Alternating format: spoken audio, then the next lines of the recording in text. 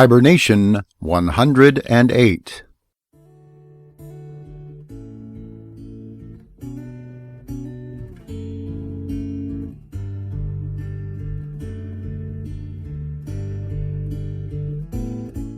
Grizzly's Growls presents Stories from the Hiber-Nation. Read by David Grizzly Smith.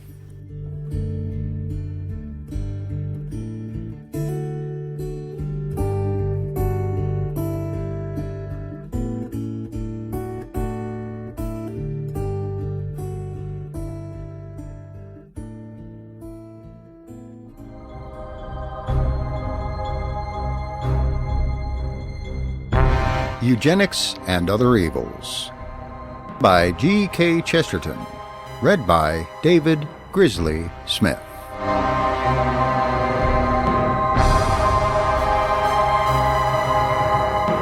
Part 1. The False Theory. Chapter 6. The Unanswered Challenge. Dr. Saleeby did me the honor of referring to me in one of his addresses on this subject, and said that even I cannot produce any but a feeble-minded child from a feeble-minded ancestry. To which I reply, first of all, that he cannot produce a feeble-minded child. The whole point of our contention is that this phrase conveys nothing fixed and outside opinion. There is such a thing as mania, which has always been segregated. There is such a thing as idiocy, which has always been segregated.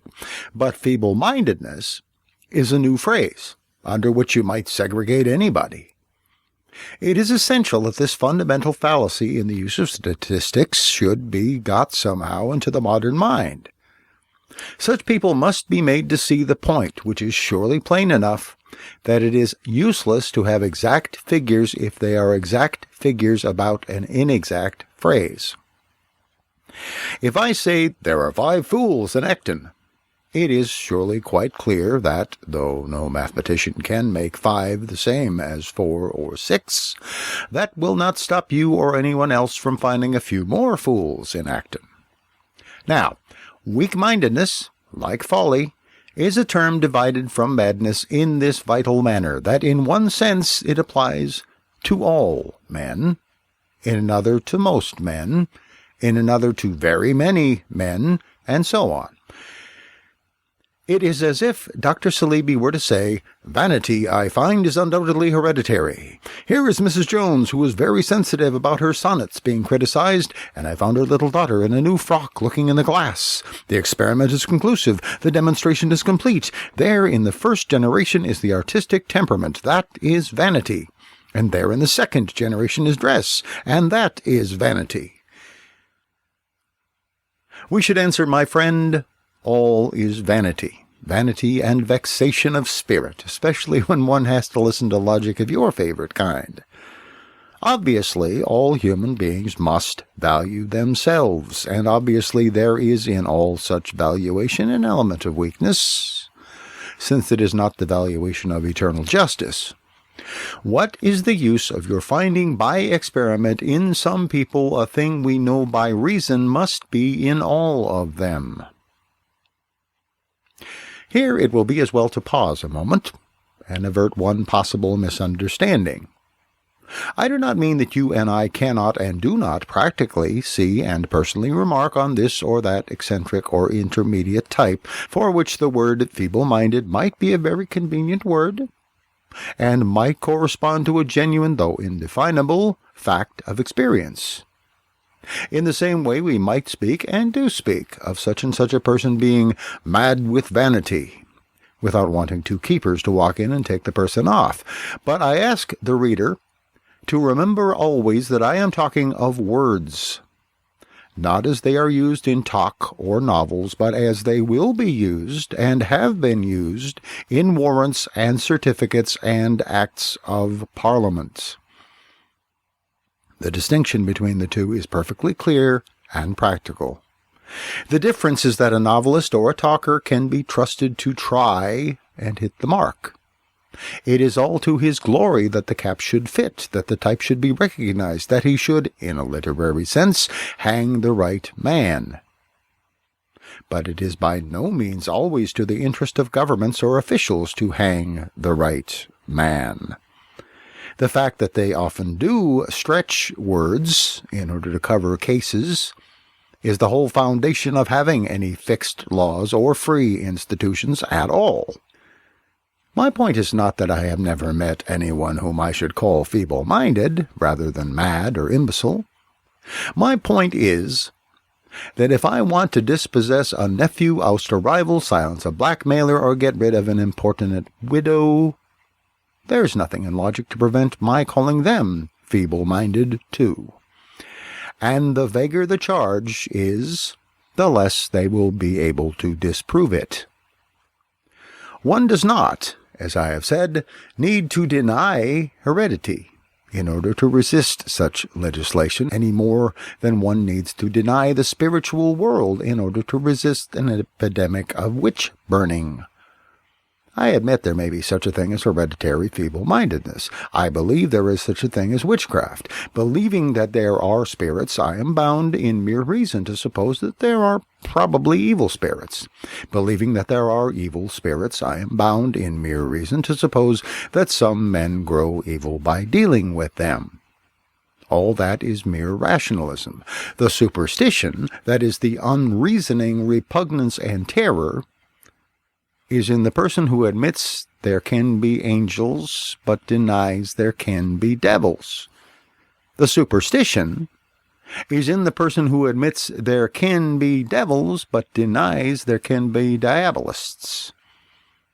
Yet I should certainly resist any effort to search for witches, for a perfectly simple reason, which is the key of the whole controversy. The reason is that it is one thing to believe in witches, and quite another to believe in witch-smellers. I have more respect for the old Witchfinders than for the Eugenists, who go about persecuting the fool of the family, because the Witchfinders, according to their own conviction, ran a risk. Witches were not the feeble-minded, but the strong-minded, the evil mesmerists, the rulers of the elements. Many, arrayed on a witch, right or wrong, seemed to the villagers who did it a righteous popular rising against a vast spiritual tyranny, a papacy of sin. Yet we know the thing degenerated into a rabid and despicable persecution of the feeble or the old. It ended by being a war upon the weak. It ended by being what eugenics begins by being. When I said above that I believed in witches but not witch-smellers, I stated my full position about that conception of heredity, that half-formed philosophy of fears and omens, of curses and weird recurrence and darkness and the doom of blood, which, as preached to humanity today, is often more inhuman than witchcraft itself. I do not deny that this dark element exists. I only affirm that it is dark.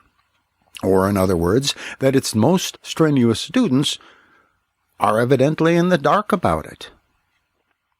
I would no more trust Dr. Carl Pearson on a heredity hunt than on a heresy hunt. I am perfectly ready to give my reasons for thinking this, and I believe any well-balanced person, if he reflects on them, will think as I do. There are two senses in which a man may be said to know or not know a subject. I know the subject of arithmetic, for instance. That is, I am not good at it, but I know what it is. I am sufficiently familiar with its use to see the absurdity of anyone who says, "So vulgar a fraction cannot be mentioned before ladies," or "This unit is unionist, I hope." Considering myself for one moment as an arithmetician, I must say I know next to nothing about my subject, but I know my subject. I know it in the street. There is another kind of man, like Dr. Carl Pearson, who undoubtedly knows a vast amount about his subject, who undoubtedly lives in great forests of facts concerning kinship and inheritance. But it is not by any means the same thing to have searched the forests and to have recognized the frontiers. Indeed, the two things generally belong to two very different types of mind. I gravely doubt whether the Astronomer Royal would write the best essay on the relations between astronomy and astrology. I doubt whether the President of the Geographical Society could give the best definition and history of the words geography and geology. Now, the students of heredity especially understand all of their subject except their subject. They were, I suppose, bred and born in that briar patch and have really explored it without coming to the end of it. That is, they have studied everything but the question of what they are studying. Now, I do not propose to rely merely on myself to tell them what they are studying. I propose, as will be seen in a moment, to call the testimony of a great man who has himself studied it.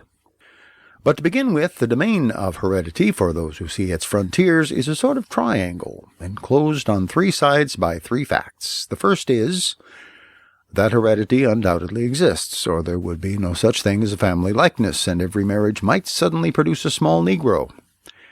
The second is that even simple heredity can never be simple. Its complexity must be literally unfathomable, for in that field fight unthinkable millions. But yet again, it never is simple heredity. For the instance anyone is, he experiences. The third is that these innumerable ancient influences, these instant inundations of experiences, come together according to a combination that is unlike anything else on this earth. It is a combination that does combine. It cannot be sorted out again, even on the day of judgment. Two totally different people have become, in the sense most sacred, frightful, and unanswerable, one flesh. If a golden-haired Scandinavian girl has married a very swarthy Jew, the Scandinavian side of the family may say till they are blue in the face that the baby has his mother's nose or his mother's eyes.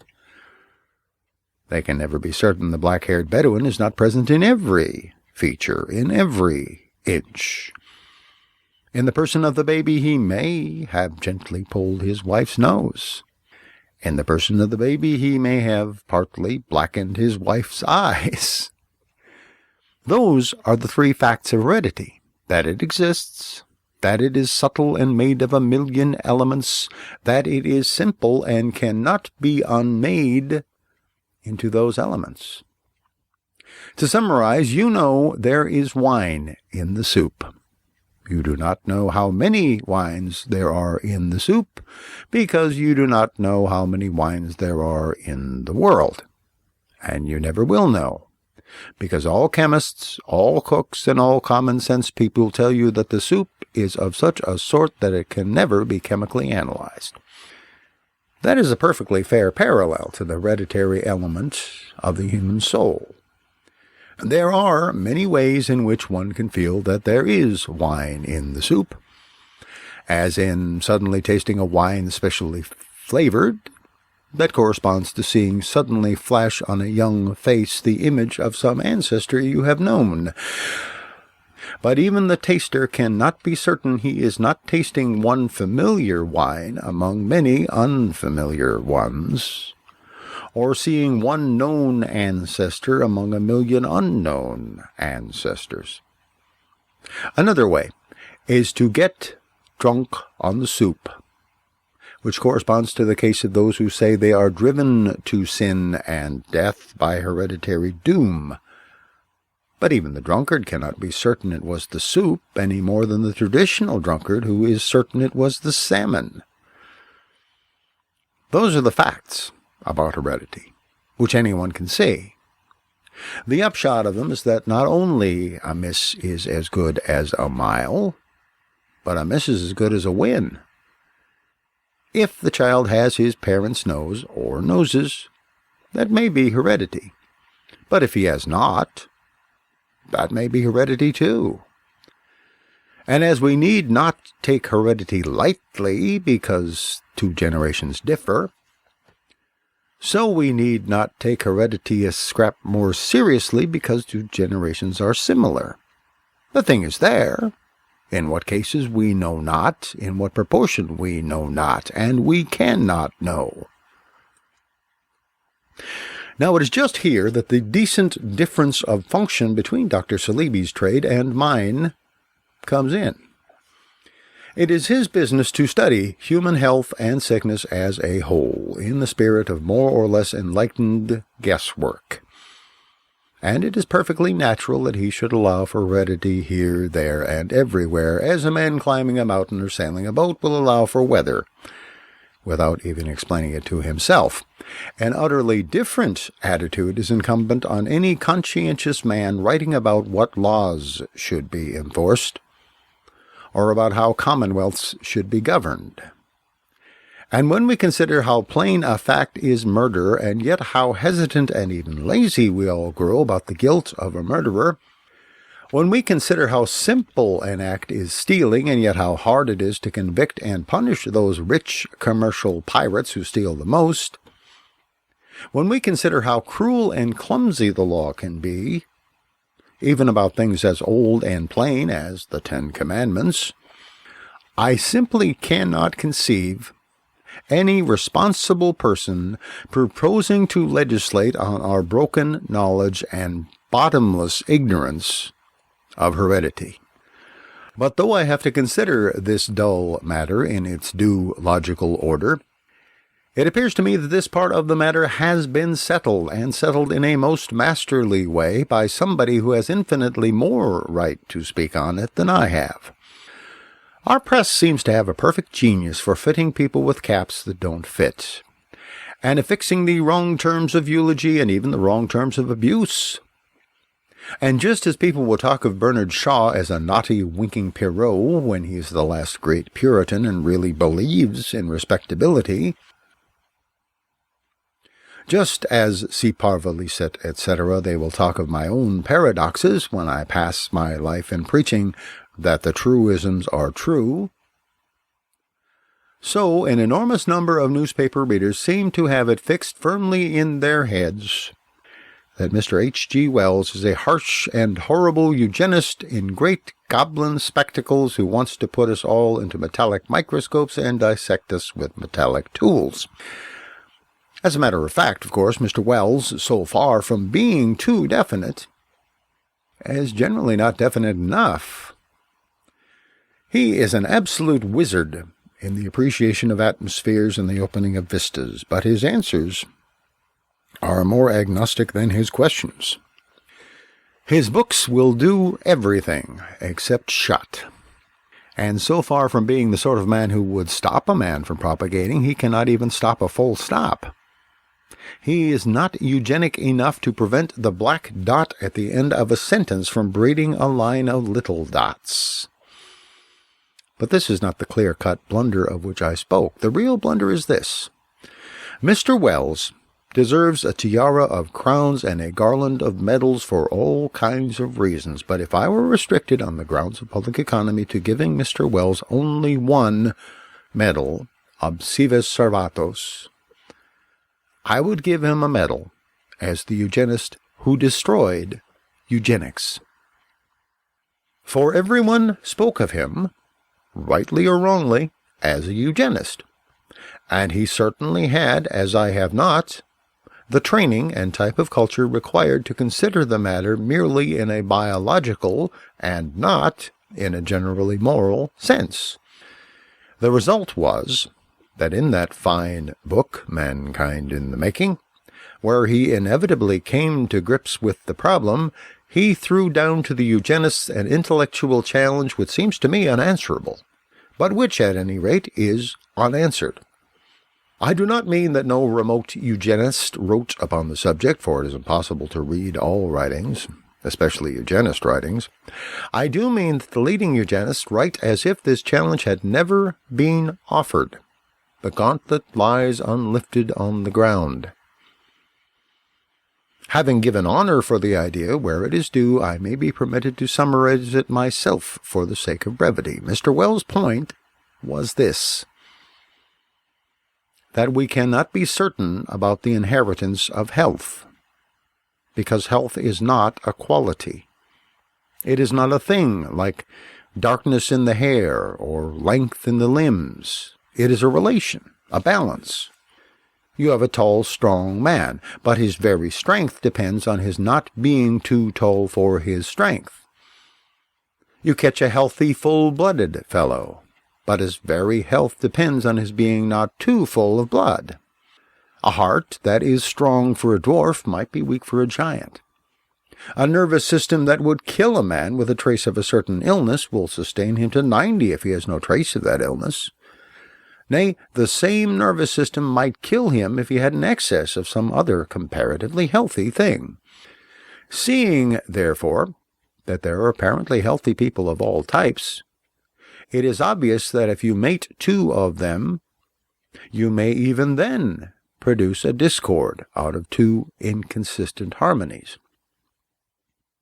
It is obvious that you can no more be certain of a good offspring than you can be certain of a good tune if you play two fine airs at once on the same piano.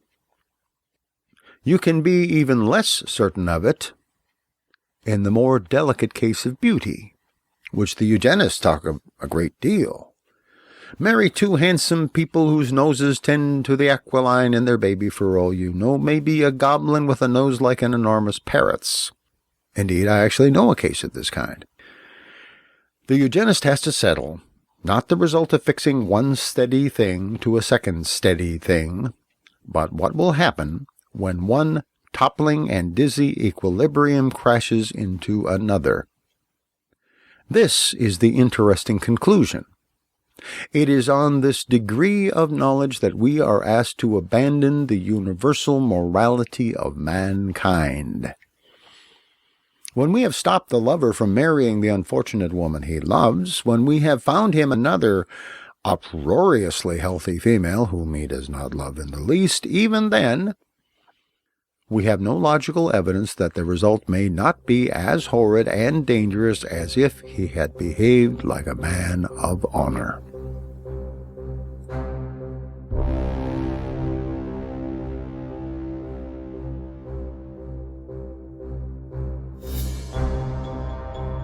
Thank you for listening to Eugenics and Other Evils by G.K. Chesterton, read by me, David Grizzly Smith.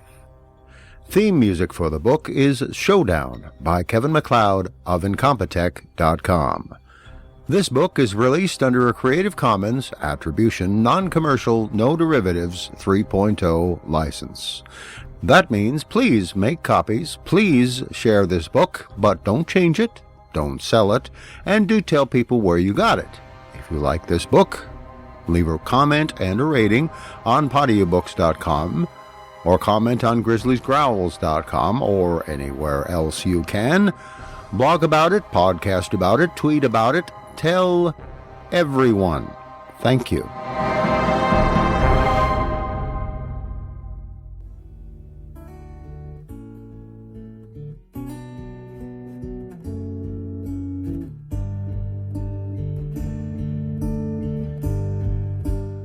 Thank you for listening to Stories from the Hiber-Nation. Comment on the website at grizzliesgrowls.com. This program is offered under a Creative Commons Attribution, Non-Commercial, No Derivatives license.